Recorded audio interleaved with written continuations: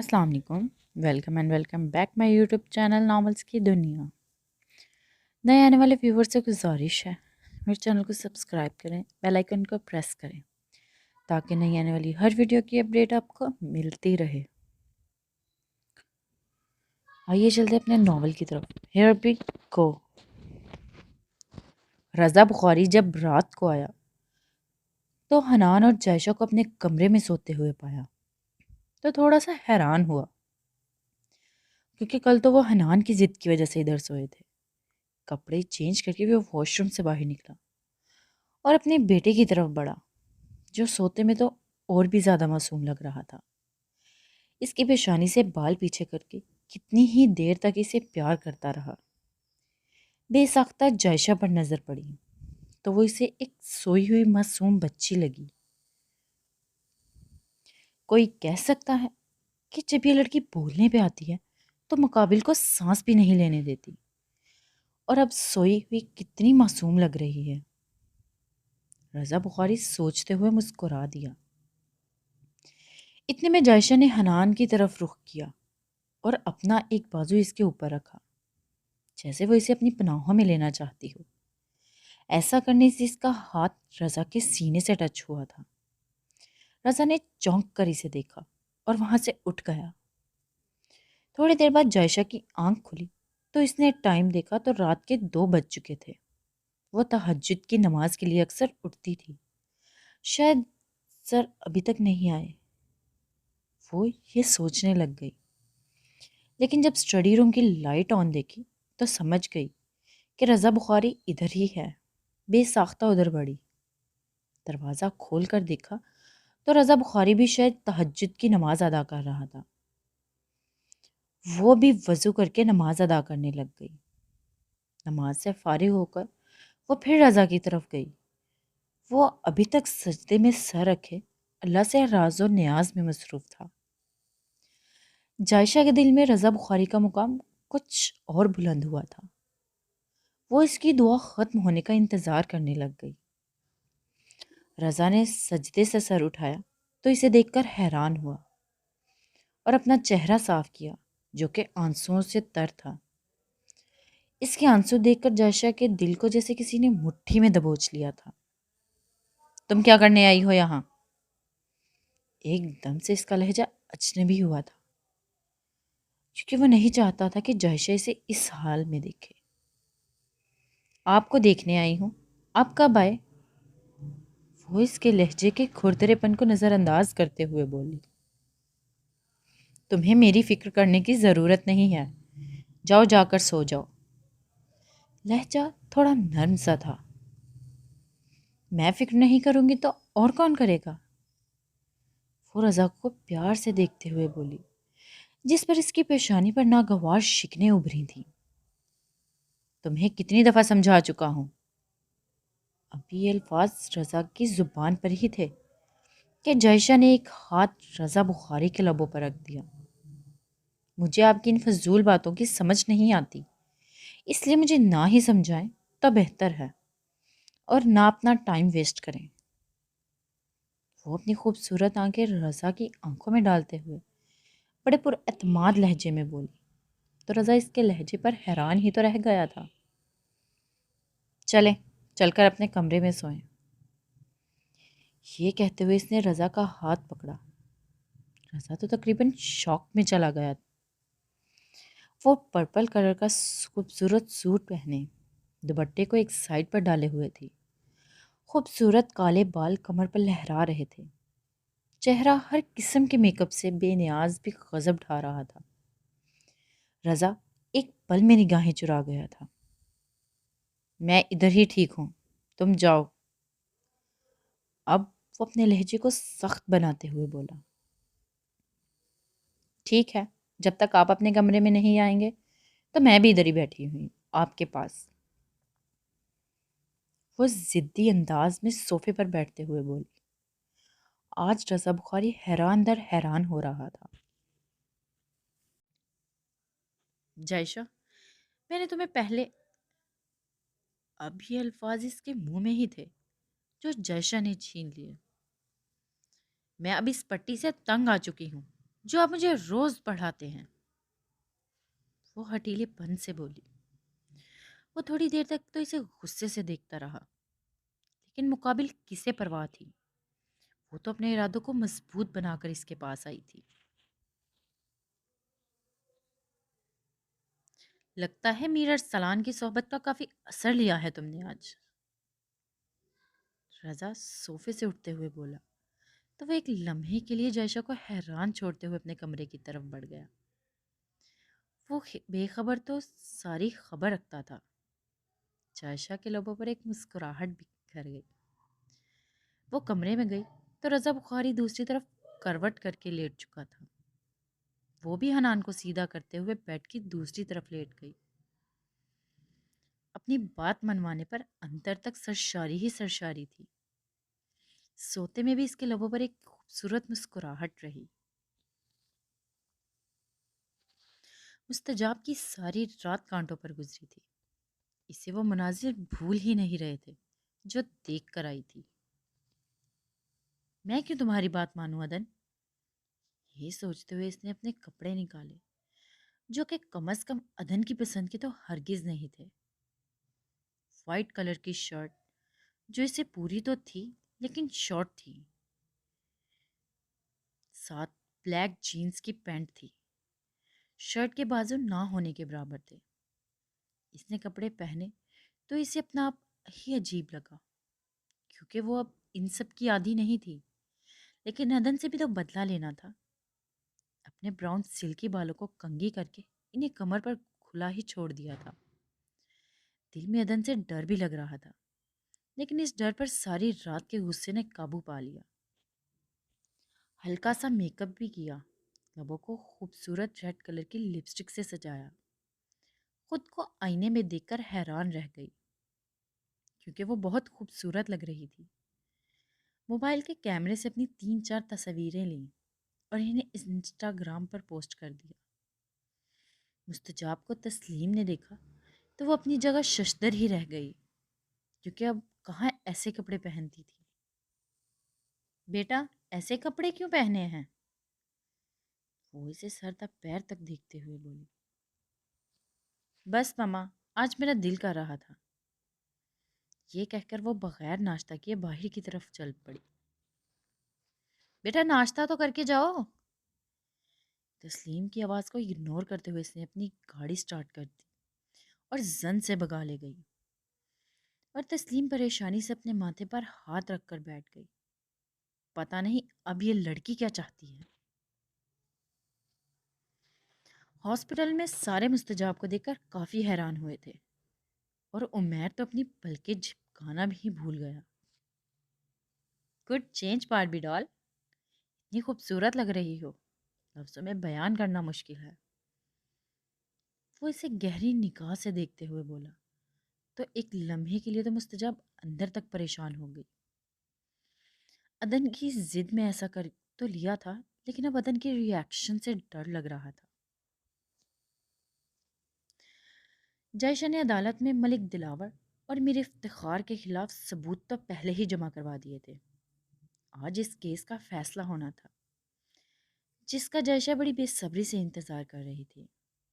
ملک دلاور کے خلاف پختہ ثبوت موجود تھے، اس لیے اس کیس کا فیصلہ پہلے آیا تھا۔ لائیو کوریج بھی چل رہی تھی، کئی صحافی بھی عدالت کے باہر کھڑے ہو کر فیصلے کا انتظار کر رہے تھے۔ ناظرین، ایک بہت اہم خبر آئی ہے۔ ملک دلاور کو عدالت نے نااہل قرار دے دیا ہے، کیونکہ انہوں نے اپنے اصل اثاثے چھپا کر عدالت کو بڑا گمراہ کیا ہے، اور بھی کئی باتوں پر جھوٹ بولے ہیں، اس لیے وہ صادق اور امین نہیں رہے۔ عدالت کے پاس ان کی اصل جائیداد کے بڑے پکے ثبوت موجود ہیں، اس لیے عدالت نے انہیں نااہل قرار دے دیا ہے۔ اب اگلے کچھ سالوں تک وہ الیکشن نہیں لڑ سکتے۔ ٹی وی پر یہ خبر چل رہی تھی، اور جائشہ کے لبوں پر ایک زہر خند مسکراہٹ ابھری۔ اتنے میں اجاز ہمدانی اس کے کیبن کا دروازہ ناک کر کے اندر آیا۔ مبارک ہو جائشہ، تمہاری کوششیں رنگ لے آئیں۔ اجاز ہمدانی اس کے سامنے والی کرسی پر بیٹھتے ہوئے بڑی خوشی سے بولا۔ تھینک یو سر، ایک پھیکی سی مسکراہٹ سے کہا گیا۔ تو ہمدانی سے اس کے چہرے کو بڑے غور سے دیکھا۔ کیا تمہیں خوشی نہیں ہوئی؟ کیوں نہیں سر، مجھے بہت خوشی ہوئی ہے۔ پتہ نہیں کیوں اس کے اندر سکون نہیں تھا۔ تمہارا چہرہ تو کچھ اور بتا رہا ہے جائشہ۔ ہمدانی حیران ہوا تھا کیونکہ وہ تو سوچ رہا تھا کہ وہ خوشی کے مارے پاگل ہو جائے گی، کیونکہ ملک دلاور کو نااہل کروانے کے لیے اس نے بہت زیادہ محنت کی تھی، رات دن ایک کیے تھے۔ سر، میں یہ سوچ رہی ہوں کہ اس طرح کے سیاستدان نہ ایسے کام کریں اور نہ ہی ہم اپنا قیمتی وقت ضائع کر کے ان کے خلاف ثبوت اکٹھے کرنے میں لگائیں۔ وہ ہمدانی کو مطمئن کرنا چاہتی تھی لیکن ناکام ہو گئی۔ اصل بات کچھ اور ہے جائشہ جو تم بتانا نہیں چاہ رہی۔ نہیں سر، یہی بات ہے۔ ابھی وہ یہ کہہ ہی رہی تھی کہ رضا بخاری اس کے کیبن میں داخل ہوا۔ مبارک ہو جائشہ، تمہارا مشن کامیاب ہوا۔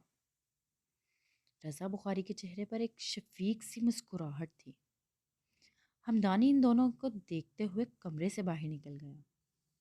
خیر مبارک سر، ابھی کہاں میرا مشن کامیاب ہوا ہے؟ ایک بہت مشکل مشن پکڑ لیا ہے۔ میرے لیے دعا ضرور کیجیے گا۔ وہ رضا بخاری کو دیکھتے ہوئے معنی خیز لہجے میں بولی تو ایک لمحے کے لیے اس نے سر اٹھا کر اس کی آنکھوں کو دیکھا جو رضا بخاری کو دیوانہ وار طواف کر رہی تھی۔ کیوں نہیں، اللہ تمہیں کامیاب کرے، یہ کہہ کر وہ دروازے کی طرف بڑھا۔ پوچھیں گے نہیں کون سا مشن؟ جائشہ زیر لب مسکراتے ہوئے رضا کی طرف بڑھی کیونکہ ایک رضا بخاری کی ذات ہی اس کی خوشیوں کا محور تھی۔ کوئی بہت خاص مشن ہے؟ رضا بخاری کو شک تو ہو رہا تھا کہ وہ کیا بات کرنے والی ہے، لیکن بے ساختی میں پوچھ بیٹھا۔ اچھا چلے چھوڑے اس بات کو، آپ کو کیسے پتا چلا کہ میں کل میر ارسلان سے ملنے گئی تھی؟ وہ رضا کے سوال کو اگنور کرتے ہوئے بولی۔ کیوں؟ تم کیوں پوچھنا چاہ رہی ہو؟ وہ بھویں چکا کر بولا۔ آپ میری جاسوسی کروائیں اور میں نہ پوچھوں؟ وہ رضا کی رائے درست کرتے ہوئے بڑے دلکش انداز میں بولی۔ رضا رات سے اس کے بدلے ہوئے رویے پر حیران ہو رہا تھا۔ میں نے تمہاری کوئی جاسوسی نہیں کروائی۔ تم میرے آفس کی بہت امپورٹنٹ ورکر ہو اور تم نے بہت سی دشمنیاں پال رکھی ہیں، اس لیے تمہاری حفاظت کرنا میرا فرض ہے، اور آئندہ کہیں بھی اکیلی مت جانا۔ وہ ایک لمحے میں اس کی ساری خوش گمانیوں کو پیروں تلے روند گیا تھا۔ جہاں مرضی نکلوں گی اکیلی، آپ کو کیا؟ وہ غصے اور ہٹ دہمی سے بولی۔ کل میر ارسلان نے کون سی ایسی ٹریننگ دے دی ہے تمہیں جو تم ہر بات میں ایسے ضد دکھا رہی ہو؟ وہ تھوڑا سا غصے سے بولا۔ اگر اتنا پتا ہے کہ میں اس سے ملنے گئی تھی تو پھر یہ بھی آپ کو خبر رکھنی چاہیے کہ ہمارے درمیان کیا باتیں ہوئی تھی رضا صاحب۔ اس نے پہلی دفعہ رضا کو اس کے نام سے پکارا تو رضا ایک دم سے اسے دیکھنے لگ گیا کیونکہ وہ اسے شوق پر شوق دے رہی تھی۔ رضا کے چہرے پر کئی رنگ آئے تھے۔ پھر وہ اسے غصے سے دیکھتا ہوا دروازہ کھول کر باہر نکل گیا اور جائشہ اندر ہی اندر میر ارسلان کی مشکور ہوئی تھی۔ لگتا ہے تم سے ایک اور کلاس لینی پڑے گی۔ ابھی وہ ایسا ہی کہہ رہی تھی کہ اس کے موبائل بجا اور میر ارسلان کا نمبر دیکھ کر اس کو ایک اور جھٹکا ہی تو لگا تھا۔ اس نے یس کا بٹن دبا دیا۔ Thank you of the devil and the devil is hair.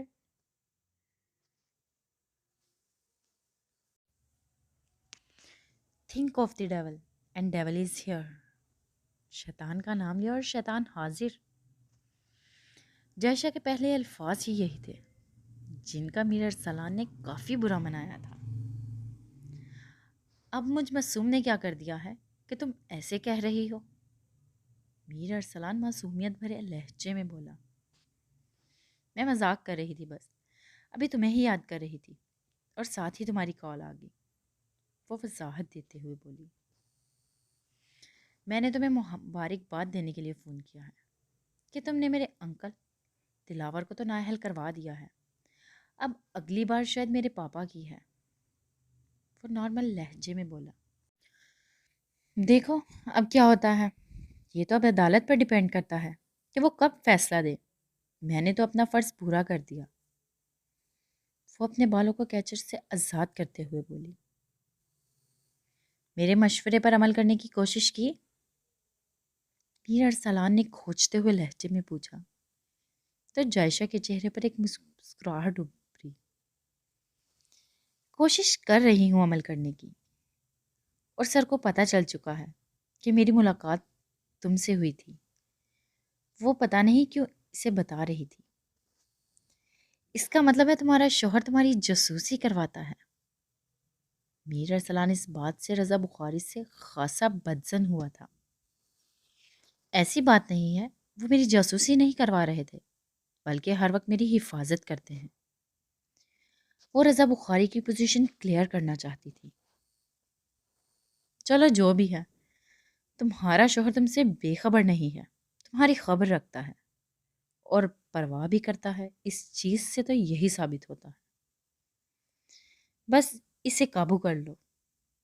لیکن رضا بخاری بہت تیز اور پہنچی ہوئی چیز ہے، تھوڑی کمپلیکیشنز تو ہوں گی، لیکن تم نے حوصلہ نہیں ہارنا۔ وہ جائشہ کو پرخلوص مشورہ دے رہا تھا، جس پر وہ اس کی دل سے مشکور ہوئی تھی۔ تھینک یو میر ارسلان۔ روحی کو بتایا؟ ایک دم کچھ یاد آنے پر اس نے پوچھا۔ ابھی تو نہیں، پہلے پاپا کو انفارم کر لوں، کیونکہ وہ بھی شدت سے اس بات کے منتظر ہیں کہ میں شادی کے لیے ہاں کہہ دوں، اور تم نے ہاں کہلوا کے ہی چھوڑی جائشہ۔ اب کے لہجے میں دکھ بول رہا تھا۔ میر ارسلان، اللہ تمہیں بہت خوشیاں دے گا، وہ لڑکی تم سے بہت محبت کرتی ہے۔ وہ اسے دل سے دعا دیتے ہوئے بولی۔ پتہ نہیں اب خوشیاں دے گی کہ غم دے گی، بہت ضدی اور ہٹ دم لڑکی ہے، شاید میں اس کی محبت نہیں ضد بن گیا ہوں۔ وہ روحی کے بارے میں سوچتے ہوئے بولا، اکھڑ اور ہٹ دم کو تم محبت سے قابو کر لینا، یہ میرا فری میں مشورہ ہے۔ اچھا ٹھیک ہے، میں اب فون بند کرتی ہوں، مجھے کچھ ضروری کام ہے۔ یہ کہہ کر اس نے فون بند کر دیا، اور میر ارسلان سوچنے لگ گیا، ہر چیز کو پاؤں کے نیچے روننے والا میر ارسلان آج کہاں پر کھڑا ہے؟ زندگی کی سب سے بڑی خواہش پوری کرنا تو اب ناممکن ہو گیا تھا۔ زندگی ہی گزارنی ہے، جیسے تیسے گزار لیتے ہیں۔ وہ آفس سے سیدھا گھر کے لیے نکلا تھا تاکہ اپنے باپ کو یہ خوشخبری سنا سکے۔ اس کا باپ جو ملک دلاور کی نااہلی پر پریشان بیٹھا تھا، جب اس نے یہ خوشخبری سننے کو ملی تو وہ خوشی سے پھولے نہیں سما رہا تھا۔ بے ساختہ اپنے لاڈلے بیٹے کو گلے سے لگا لیا۔ تھینک یو بیٹا، آج تم نے مجھے بہت بڑی خوشخبری دی ہے، وہ اپنے بیٹے کا ماتھا چومتے ہوئے بولا۔ تھینک یو کہنا ہے تو جائشہ کو کہیں، کیونکہ اسی نے ہی مجھے شادی کے لیے منایا ہے، اس نے اپنے باپ کو دیکھ کر کہا۔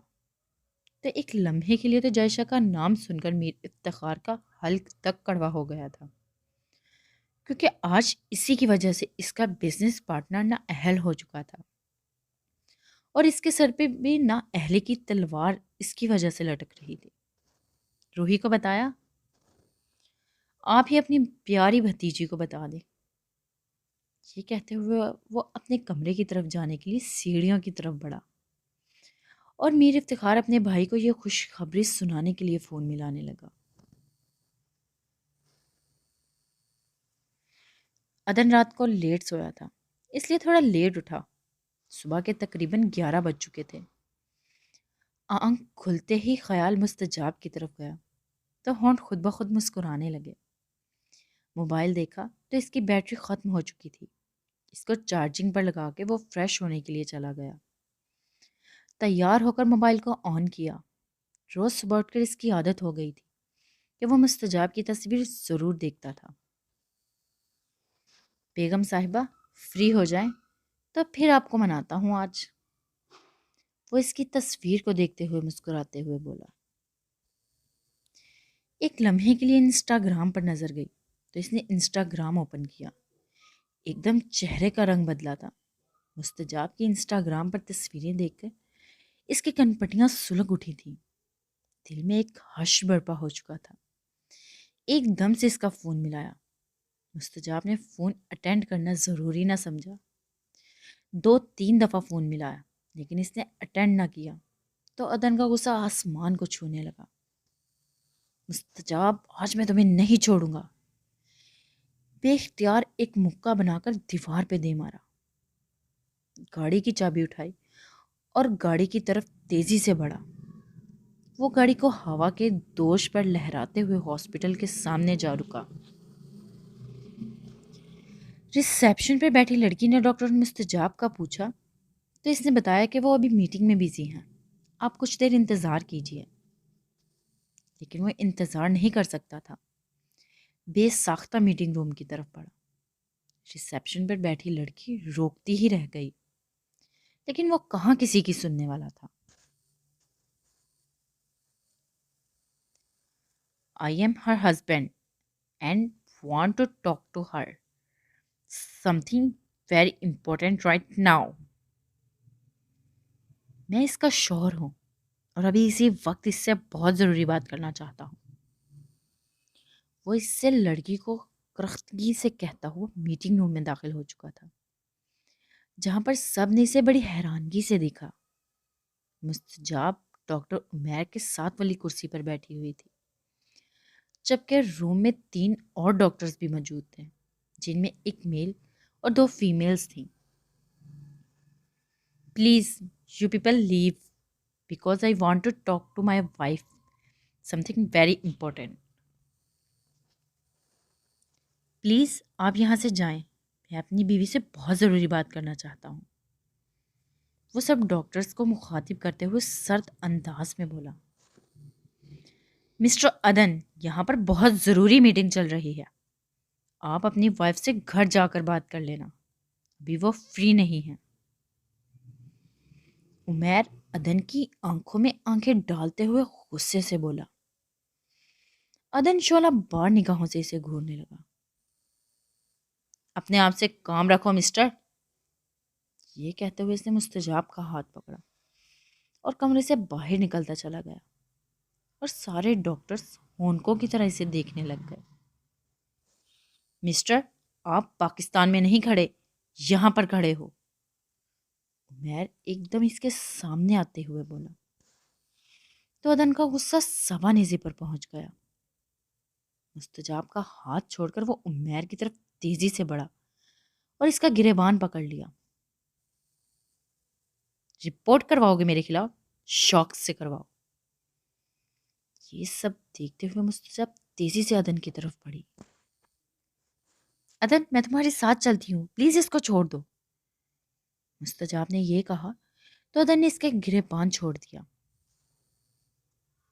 آئندہ ہمارے درمیان بولنے کی کوشش بھی نہ کرنا۔ وہ انگلی سے وارن کرتا ہوا مستجاب کا ہاتھ پکڑ کر باہر کی طرف تیزی سے بڑھا۔ عدن کی گرفت مستجاب کے ہاتھ پر اتنی مضبوط تھی کہ ایک لمحے کے لیے مستجاب کو لگا کہ جیسے اس کے ہاتھ کی ہڈی ہی ٹوٹ جائے گی۔ اس نے مستجاب کو پھینکنے سے انداز میں گاڑی کی فرنٹ سیٹ پر بٹھایا اور خود گھوم کر ڈرائیونگ سیٹ پر آ بیٹھا اور ایک قہر بھری نظر اس پر ڈالتے ہوئے گاڑی سٹارٹ کر دی۔ نظروں کو قہر دیکھ کر مستجاب اندر تک کام کر رہ گئی۔ ابھی کے ابھی انسٹا سے اپنی تصویریں ہٹاؤ۔ عدن نے اس کے بیگ میں سے موبائل نکال کر اس کی گود میں زور سے پھینکا تو مستجاب کی ہلکی سی چیخ نکل گئی جو کہ موبائل اس کی ٹانگوں پر بڑا سخت لگا تھا۔ نہیں ہٹاؤں گی، وہ بھی غصے سے بولی تو عدن نے ادھر ہی جھٹکے سے گاڑی روک دی اور مٹھی میں ایک دم اس کا چہرہ دبوچا۔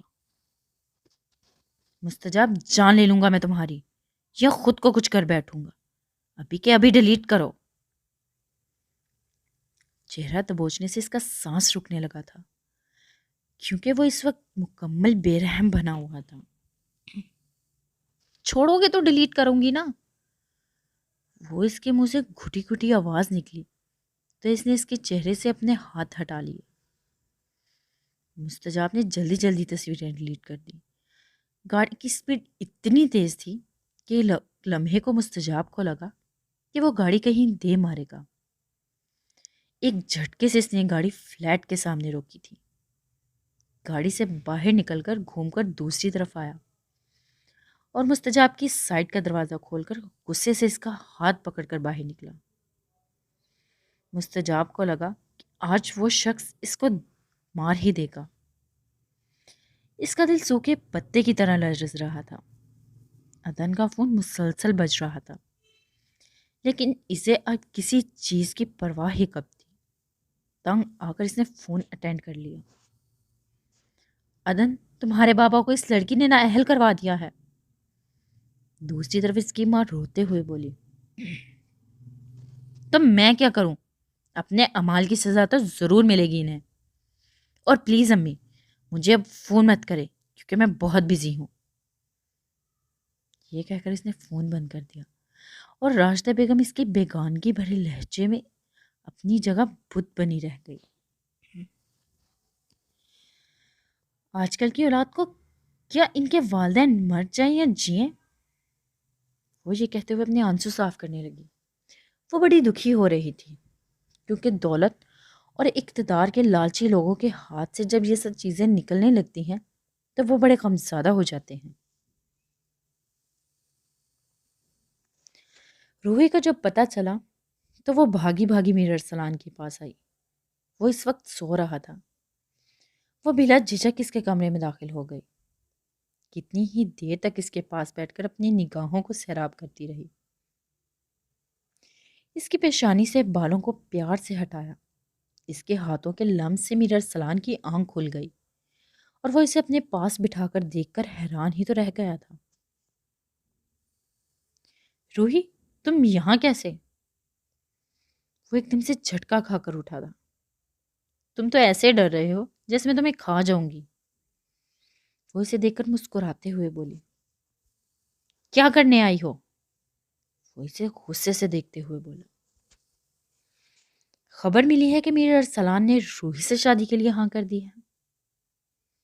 وہ اپنے بالوں کو ایک ادا سے جھٹکتے ہوئے بولی، وہ بلا شبہ بہت حسین تھی اور اس حسن کو اس نے سنوار کر مزید تو تائشہ بنایا ہوا تھا۔ کسی خوش فہمی میں مت رہنا روحی، میں جائشہ کے اصرار کرنے پر یہ شادی کر رہا ہوں۔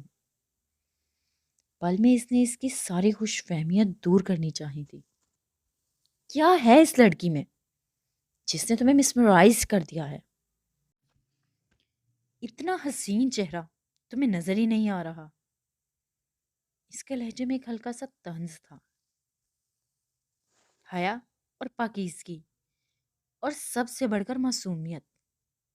جائشہ کا چہرہ تصور میں لاتے ہوئے وہ کسی اور ہی دنیا کا باسی لگ رہا تھا۔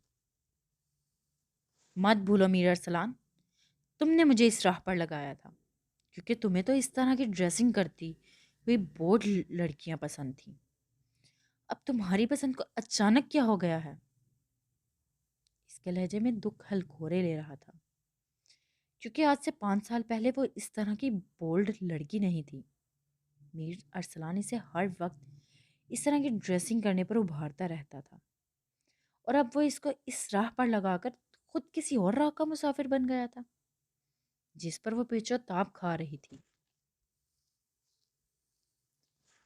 یہ کچے ذہن کی کچی سوچیں تھی، اب میں میچور ہو گیا ہوں روحی۔ وہ اسے دیکھتے ہوئے بولا، چاہے جیسے بھی تم نے شادی کے لیے ہاں کی، تھینکس۔ وہ اپنے اندر ہی اندر آنسوؤں کو اتارتی ہوئی اس کے کمرے سے باہر نکل آئی کیونکہ اسے پتا تھا وہ اب اپنا ضبط کھو دے گی اور میر ارسلان کے لبوں پر قسمت کی ستم ظرفی پر ایک طنزیہ مسکراہٹ ابھری۔ 8 بجے کا پروگرام کر کے وہ اسٹوڈیو سے باہر نکلی اور رضا بخاری کو فون ملایا جو کہ بزی آ رہا تھا۔ مسلسل 2-3 دفعہ فون ملایا رضا بخاری جو دوسری طرف ضروری بات کر رہا تھا، اس نے غصے سے اس کا فون کاٹا۔ اس کو بھی ضد سی ہو گئی۔ تنگ آ کر رضا بخاری نے اس کا فون اٹینڈ کر لیا۔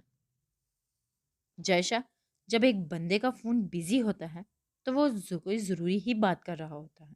کیا مسئلہ ہے؟ بولو، کیوں بار بار فون کر رہی ہو؟ رضا بخاری فون اٹینڈ کرتے ہی غصے سے بولا، ایک بندی بھی آپ سے بہت ضروری بات کرنا چاہ رہی ہے۔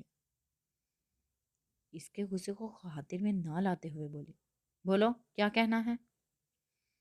لہجہ تھوڑا نرم ہو۔ کدھر ہیں آپ؟ وہ مسکراتے ہوئے بولی۔ تو رضا تو ایک لمحے کے لیے مچکا کر رہ گیا۔ یہ پوچھنے کے لیے تو مجھے بار بار فون کر رہی تھی؟ میں یہ کہنا چاہ رہی تھی کہ آج مجھے اور حنان کو باہر لے کر جائیں۔ وہ تو اس سے ایسے فون کر رہی تھی، کچھ سمجھ میں نہ آیا تو یہی کہہ ڈالا، ڈرائیور تمہارے پاس ہے، گاڑی تمہارے پاس ہے، لے جاؤ اسے باہر۔ رضا چڑ کر بولا، لیکن آپ پاس نہیں ہونا، میں نے کیا خاک انجوائے کرنا ہے؟ وہ اپنائیت سے بولی، کیوں؟ میں نے تمہیں لطیفے سنانے ہیں؟ آواز میں جھنجھلاہٹ تھی۔ لطیفے تو نہیں سنانے، حنان آپ کو بہت مس کرتا ہے۔ جب ہم اکٹھے باہر جاتے ہیں تو وہ بہت خوش ہوتا ہے، اور میں بھی۔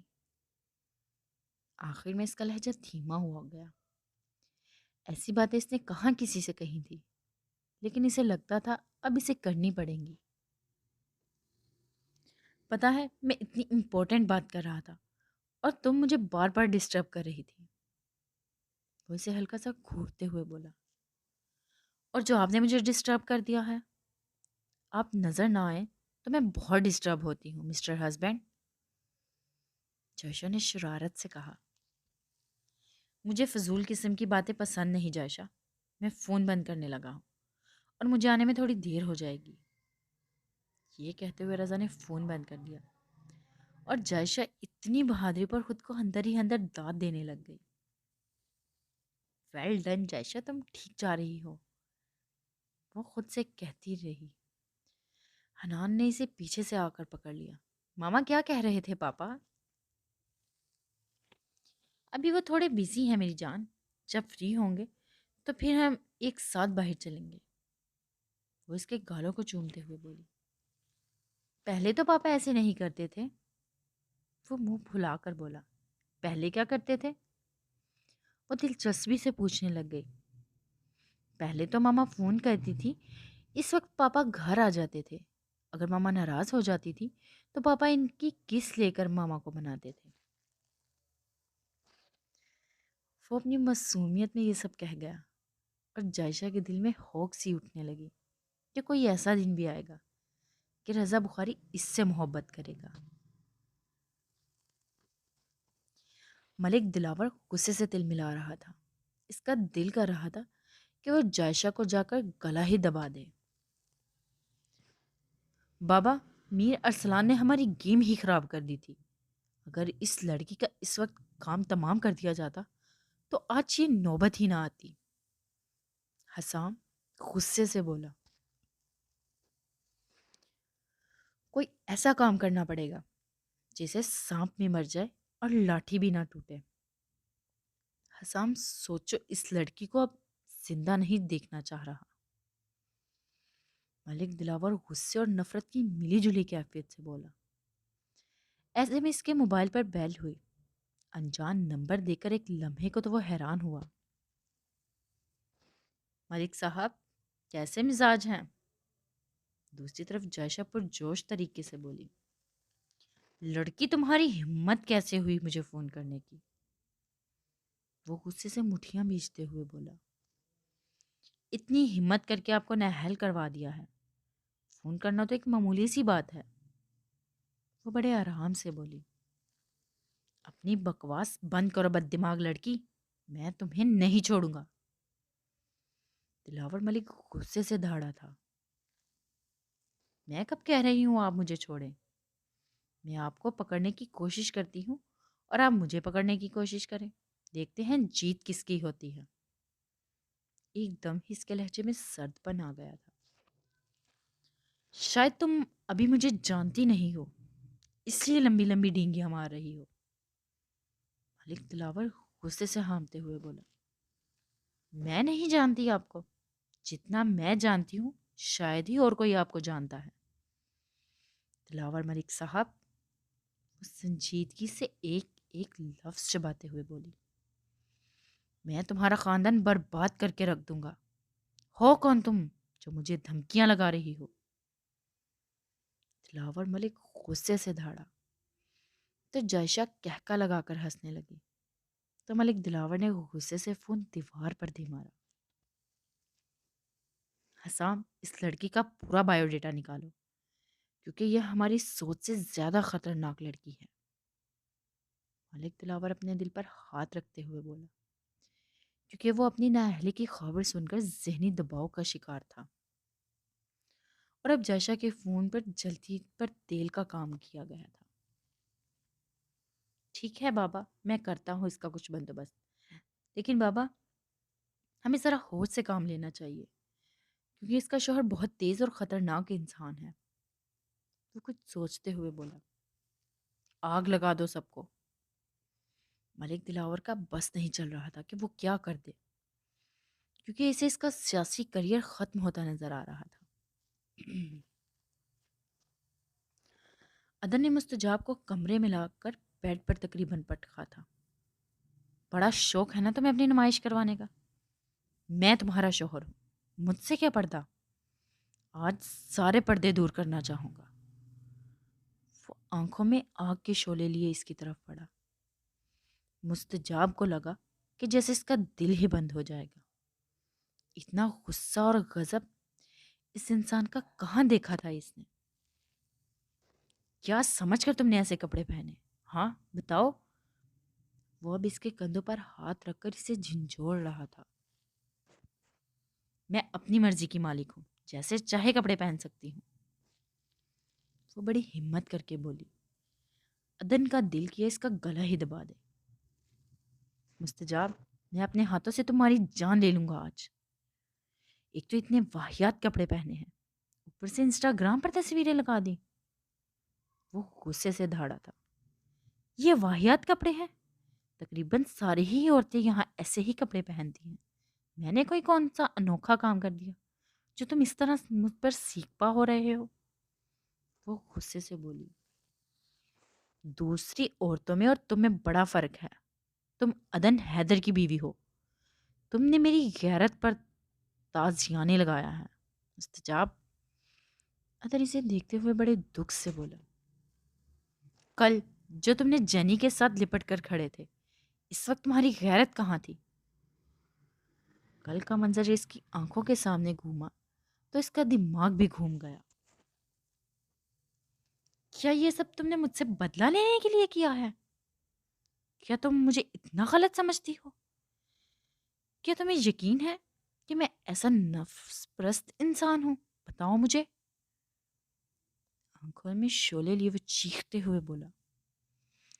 حقیقت میں اس سے بہت دکھ ہوا تھا کہ اس مستجاب نے اسے غلط سمجھا۔ عدن، مجھے تمہیں کوئی وضاحت نہیں دینی۔ میں نے جو اپنی آنکھوں سے دیکھا وہ میں بیان کر رہی ہوں۔ وہ تن کر بولی۔ عدن کا تو دماغ ہی گھوم گیا۔ بہت ڈھیل دے چکا ہوں تمہیں، اب مزید اور نہیں۔ وہ آنکھوں پر وحشت لیے اس کی طرف بڑھا تو مستجاب کو لگا وہ اپنی آنکھوں سے ہی اس کو مار دے گا۔ عجیب جنونی انداز میں اس نے ایک دم سے مستجاب کو پکڑا تو مستجاب کو لگا کہ آج وہ اس شخص کی جنونیت سے بچ نہیں پائے گی۔ عدن، تم ایسا نہیں کر سکتے۔ مستجاب ایک لمحے میں جان فنا ہوئی تھی۔ کیوں نہیں کر سکتا؟ شوہر ہوں تمہارا، اور تو اور جینی جو میری کچھ بھی نہیں لگتی، اس کے ساتھ بھی تم نے میرا تعلق بنا دیا، تو کیا تم میری بیوی ہو؟ تمہارے ساتھ نہیں میرا تعلق بن سکتا؟ اس نے مستجاب کے دونوں بازوؤں پر دباؤ بڑھایا تو مستجاب کو لگا اس کی جنونی گرفت پر آج اس کا سانس رک جائے گا۔ مستجاب کے موبائل پر اس کی ماما کی کال آئی عدن نے فوراً موبائل آف کر دیا۔ پھر عدن کے موبائل پر تسلیم کی کال آئی، کیونکہ عمیر تسلیم کو فون کر کے سب بتا چکا تھا اور تسلیم بیگم کا دل ہول رہا تھا۔ عدن نے فوراً فون کاٹ دی، لیکن وہ مسلسل اس کے نمبر پر فون کر رہی تھی۔ تنگ آ کر اس نے یس کا بٹن دبا دیا۔ کیوں فکر کر رہی ہیں آپ؟ مستجاب اپنے شوہر کے ساتھ اس کے گھر میں موجود ہے، اس لیے اب دوبارہ فون کر کے ہمیں ڈسٹرب مت کیجیے گا۔ عدن نے غصے سے کہہ کر موبائل ہی آف کر کے صوفے پر پھینک دیا۔ بہت نزدیک ہو مجھ سے، ذرا فاصلہ کر لو، میرے دل کو دھڑکنے دو، مجھے پلکیں جھپکنے دو، زبان سے کچھ تو کہنے دو۔ سماعت میں ہے سناٹا، لہو کی آنچ مدھم ہے، تخیل جیسے برہم ہے، نفس کی لو بھی مہم ہے۔ سنو بس اب ٹھہر جاؤ، مجھے خود سے بھی ملنے دو، مجھے اپنا تو رہنے دو۔ وہ عجیب وحشت بھرے انداز مستجاب پر جھکا تو اس نے سختی سے اپنی آنکھیں میچ لیں، اور اس کا یہ رخ کہاں برداشت کر سکتی تھی۔ عدن کی گستاخیوں پر مستجاب کا سانس دھکنے کی طرح چل رہا تھا، آنکھوں میں آنسو رواں تھے اور جسم لرز رہا تھا۔ اس کی تیز دھڑکن کی آواز عدن اپنے سینے پر محسوس کی تو ایک دم جیسے ہوش کی دنیا میں آیا۔ وہ سوکھے پتے کی طرح لرز رہی تھی۔ وہ کوئی کمزور لڑکی نہیں تھی، لیکن عدن کا یہ روپ اس کے لیے ناقابل قبول تھا۔ آنسو پلکوں کی باڑ توڑ کر گالوں سے ہوتے ہوئے گردن پر آئے۔ عدن کے چہرے پر ایک طنزیہ مسکراہٹ ابھری۔ بس یہیں تک تھی تمہاری ہمت؟ خود میرے جذبات کو ہوا دی ہے تو اب بھگتنا بھی تمہیں ہی پڑے گا۔ وہ اسے مزید ڈرا رہا تھا، لیکن کب اس کے ساتھ کچھ غلط کرنا چاہتا تھا، لیکن اب اسے سزا دینی بھی تو ضروری ہو گئی تھی۔ پلیز عدن، تم ایسے تو نہیں ہو؟ اس کی گھٹی گھٹی سی آواز نکلی۔ عدن کے چہرے پر ایک زہر خن مسکراہٹ ابھری۔ میں نے تمہیں پہلے بھی کہا تھا کہ میں انسان ہوں، فرشتہ نہیں۔ وہ اس سے اپنی گرفت سے آزاد کرتے ہوئے بولا تو مستجاب کا سانس بحال ہوا۔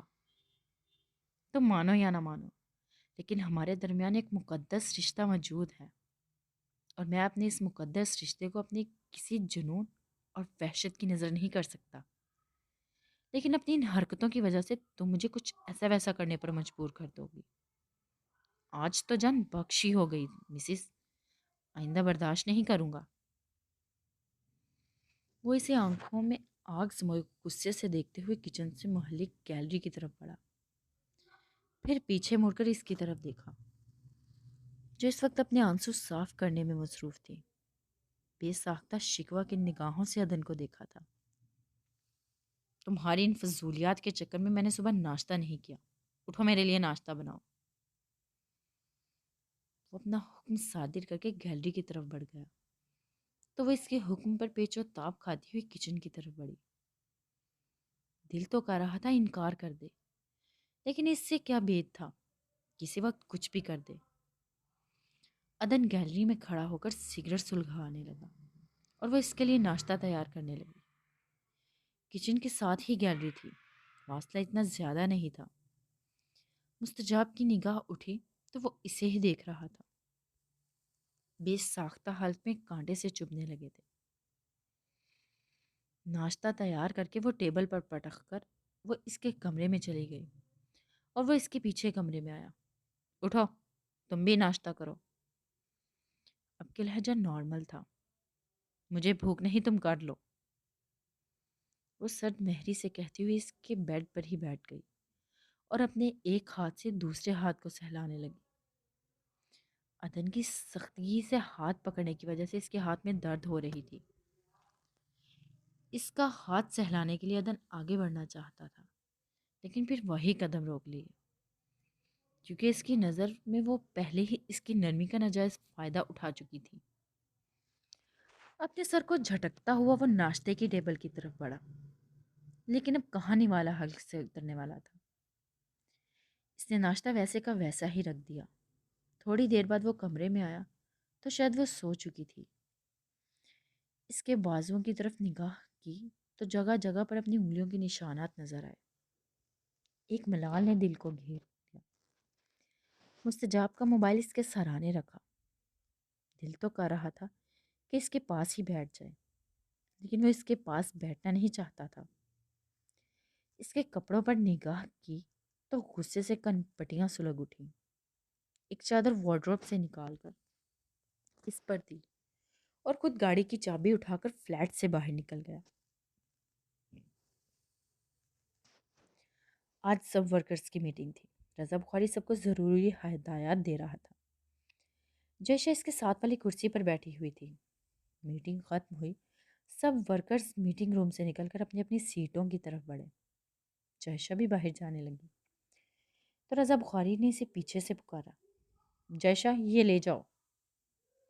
اس نے ٹیبل پر پڑے چیک کی طرف اشارہ کرتے ہوئے کہا، یہ کیا ہے؟ تمہاری سیلری کا چیک ہے۔ وہ اپنی پیشانی کو مسلتے ہوئے بولا، سر میں اب سیلری کیوں لینے لگی؟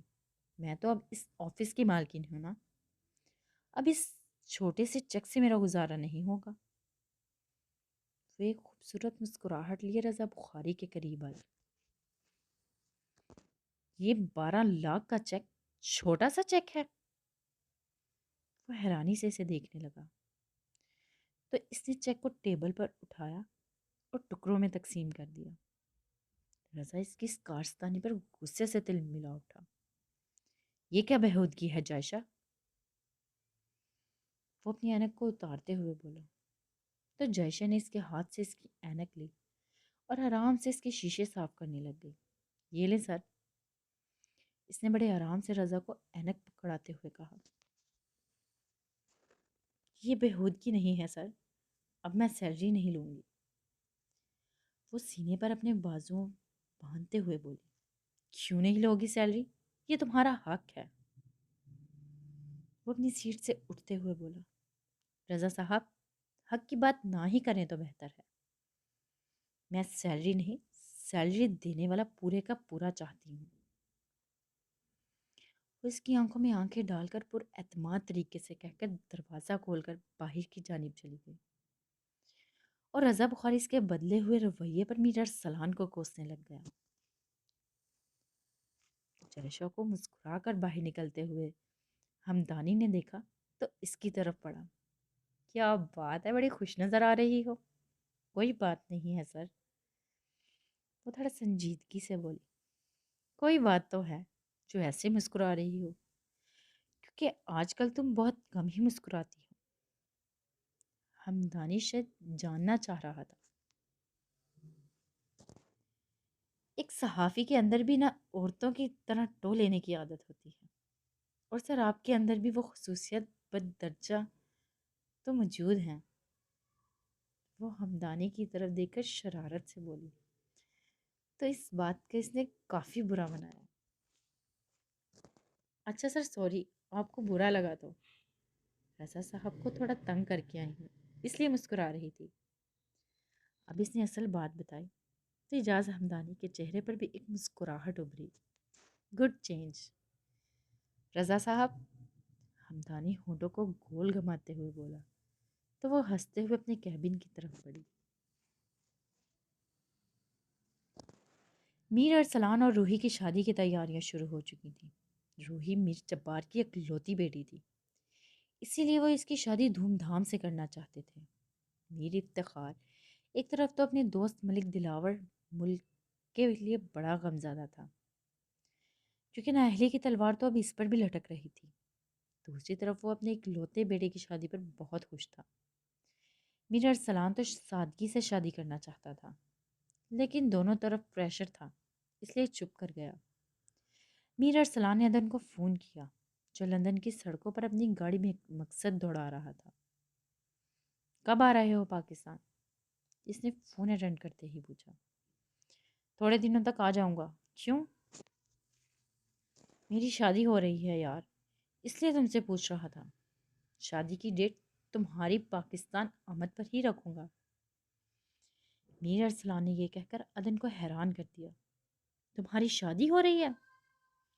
عدن کے لہجے میں ایک حیرانگی کے ساتھ ساتھ گرم جوشی بھی تھی۔ تو کیا کسی ہمسائے کی شادی کے لیے تمہارا انتظار کر رہا ہوں؟ میر ارسلان تھوڑا چڑ کر بولا۔ یار برا کیوں منا رہا ہے؟ میں نے تو حیرانی سے اس لیے پوچھا، کل تک تو تم شادی کے لیے بالکل راضی نہیں تھے، اب اچانک ایسا کیا ہو گیا کہ تم شادی کے لیے مان گئے؟ عدن نے وضاحت کی تو میر ارسلان ایک ٹھنڈا سانس بھر کر رہ گیا۔ جس کے ساتھ شادی کرنا چاہتا تھا اسی کے کہنے پر شادی کر رہا ہوں۔ اس نے بھی وضاحت کر دی۔ کیا مطلب؟ مجھے تمہاری بات سمجھ نہیں آئی۔ عدن تھوڑا سا کنفیوز ہوا تھا۔ مجھے لگتا ہے آج تمہارا دماغ معاف ہوا ہے، اور یہ بھی لگتا ہے یہ بیوٹیفل کی طرف سے کوئی اتنی خاص لفٹ نہیں ہے، اس لیے تمہارا دماغ چل گیا ہے۔ جو تمہیں میری سیدھی سی بات سمجھ نہیں آ رہی، مطلب یار جیشا کے اسرار پر ہی اپنے چچا کی بیٹی روحی، جو میری بچپن کی منگیتر تھی، اسی کے ساتھ شادی کر رہا ہوں۔ میر ارسلان نے تھوڑے سے تپے انداز میں کہا۔ ٹھیک ہے، سمجھ آ گئی ہے، تانا ضرور دینا ہوتا ہے۔ اچھا چل، کوشش کرتا ہوں جلد از جلد پاکستان آؤں تاکہ تمہاری بھی خوشیاں دیکھ سکوں۔ عدن نے گاڑی اپنے فلیٹ کی طرف موڑتے ہوئے کہا۔ کچھ لفٹ وغیرہ ملی اپنی بیوٹیفل سے؟ میر ارسلان نے اسے چھیڑتے ہوئے کہا تو اس لمحے کو کوسنے لگا جب اس نے اسے ساری تفصیل بتائی تھی۔ عورتوں کی طرح ٹو لینا چھوڑ دے۔ ٹھیک ہے، پھر انشاءاللہ جلد ملاقات ہوگی۔ یہ کہہ کر فون بند کر دیا۔ لگتا ہے ابھی تک 9 لفٹ ہے، اسی لیے اتنا بیزار ہوا بیٹھا ہے۔ میر ارسلان نے اس کے موڈ سے اندازہ لگایا تھا۔ وہ روڈ کی ایک سائڈ پر گاڑی کھڑی کر کے اپنے فلیٹ کی طرف بڑھا۔ اپنے کمرے میں گیا تو وہ ہنوز چادر تانے ہوئے سوئی ہوئی تھی۔ شاید ساری رات کا رت جگا تھا، اس لیے اسے ہوش ہی نہیں رہی۔ میری نیندیں حرام کر کے کتنے آرام سے سوئی ہوئی ہے، یہ سوچتے ہوئے وہ کچن کی طرف بڑھا۔ اپنے ساتھ وہ پیزا اور سینڈوچ لے آیا تھا، کیونکہ اسے پتا تھا کہ اس نے بھی کچھ نہیں کھایا ہوگا۔ وہ شاید بھوک عدن کو بھی لگی ہوئی تھی۔ 2-3 پلیٹس نکال کر اپنے کمرے کا رخ کیا، اور کتنی ہی آوازیں دینے پر مستجاب نے آنکھ نہ کھولی تو اٹھ کر اس کے قریب آیا، اس کے چہرے سے چادر ہٹائی۔ مستجاب اٹھ جاؤ، کافی دیر ہوئی ہے تمہیں سوئے ہوئے، تمہاری ماما بھی پریشان ہو رہی ہیں، اٹھ کر کچھ کھا لو، اس سے بات کر لو۔ تھوڑی بلند آواز میں بولا تو اس نے آنکھیں کھول دی۔ اپنے پاس بیٹھے عدن کو دیکھا اور پھر ٹائم کو دیکھا تو وہ ہڑبڑا کر اٹھ بیٹھی۔ عدن، مجھے گھر چھوڑ دو، ماما پریشان ہو رہی ہوں گی، وہ بیڈ سے اٹھتے ہوئے بولی۔ گھر تو تمہارا یہی ہے جدھر میں رہ رہا ہوں، لیکن چلو خیر، تم منہ ہاتھ دھو کر کچھ کھا لو تو میں تمہیں چھوڑ آتا ہوں، وہ سنجیدگی سے کہتا ہوا پلیٹ میں پیزا رکھنے لگا۔ مستجاب نے اپنے منہ پر چھینٹے مارتے ہوئے خود کو آئینے میں دیکھا تو پچھلے کچھ گھنٹوں کے مناظر نظروں کے سامنے آ گئے۔ ایک دم ہی فشار خون بلند ہوا تھا تو وہ منہ پر چھینٹے مارتے گئی۔ منہ صاف کر کے وہ باہر آئی تو وہ اسی کا انتظار کر رہا تھا۔ کچھ کھا لو، وہ اسے دیکھتے ہوئے سنجیدگی سے بولا۔ نہیں، مجھے بھوک نہیں ہے۔ بھوک تو اسے اچھی خاصی لگی ہوئی تھی، لیکن غصہ بھی تو دکھانا تھا۔ ٹھیک ہے، اگر کچھ نہیں کھاؤ گی تو تمہیں گھر چھوڑ کر نہیں آؤں گا، وہ تب کر بولا تھا، کیونکہ اسے بھی زوروں کی بھوک لگی ہوئی تھی۔ اس دھمکی پر وہ چپ کر کے اسے تھوڑا فاصلے پر بیٹھ گئی اور سینڈوچ اٹھا کر کھانے لگی۔ تیاری کر لو، جتنی جلدی ہو سکتا ہے پاکستان جانے کی، تمہاری اور اپنی ٹکٹس بک کروا رہا ہوں، وہ اپنے پیزے کا پیس منہ میں رکھتے ہوئے بولا تو وہ حیرانگی سے اسے دیکھنے لگی۔ عدن، میں ابھی جانا نہیں چاہتی، میرا ابھی کام ہے ادھر، وہ تھوڑا غصے سے بولی۔ مجھے نہیں لگتا تمہارا ادھر کوئی کام ہے، اگر ہو بھی تب بھی میں تمہیں ہر حال میں میرے ساتھ پاکستان جانا ہے. نو مور آرگیومنٹ اینڈ اٹس فائنل. وہ سختی سے کہہ کر اپنی جگہ سے اٹھا تھا. لیکن عدن ماما، تمہاری ماما بعد میں آ جائیں گی.